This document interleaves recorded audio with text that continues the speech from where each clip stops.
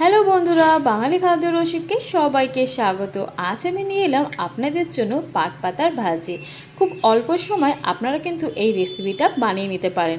কিভাবে বানাবেন ভাবছেন? তার জন্য তো আপনাদেরকে এই ভিডিওটা দেখতেই হয়। যেহেতু আমি পাট পাতার ভাজি বানাবো, আমি বাজার থেকে কিনে নিলাম এক আঁটি পাতা।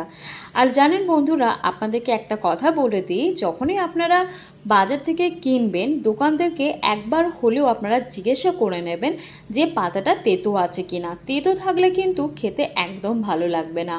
দেখুন, আমি এইভাবে এক এক করে পাতাগুলোকে ছাড়িয়ে নিচ্ছি। পাট পাতা কিন্তু ডান্ডি কিন্তু এখানে ব্যবহার করবেন না, ডান্ডিটা কিন্তু ফেলে দেবেন, ডান্ডিটা আমাদের লাগে না।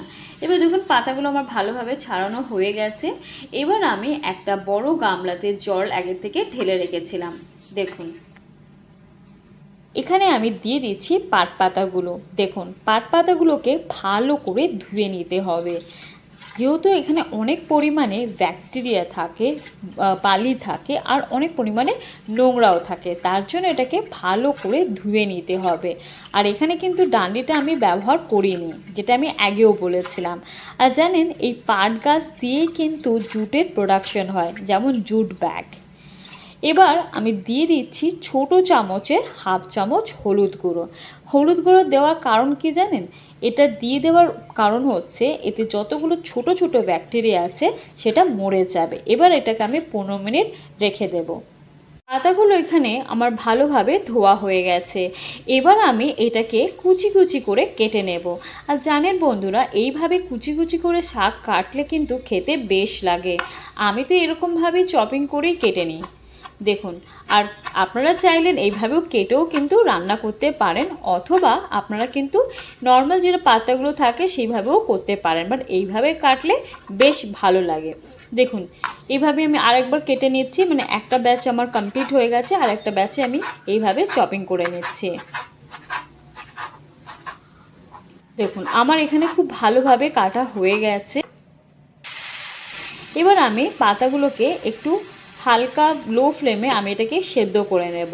পাতার মধ্যে দেখবেন একটু সামান্য জল আছে, সেটা যাতে শুকিয়ে যায় তার জন্য আমি একটা ঢাকা দিয়ে এখানে 5 থেকে 7 মিনিট সেদ্ধ করে নেব। এখন আপনাদেরকে ঢাকনাটা খুলে দেখিয়ে দিচ্ছি। দেখুন, পাতার মধ্যে কিন্তু জলটা অলমোস্ট অ্যাবজর্ব করে নিয়েছে। দেখুন, শুকিয়েও গেছে। এরপরে দিয়ে দিচ্ছি 3টে চেরা কাঁচা লঙ্কা।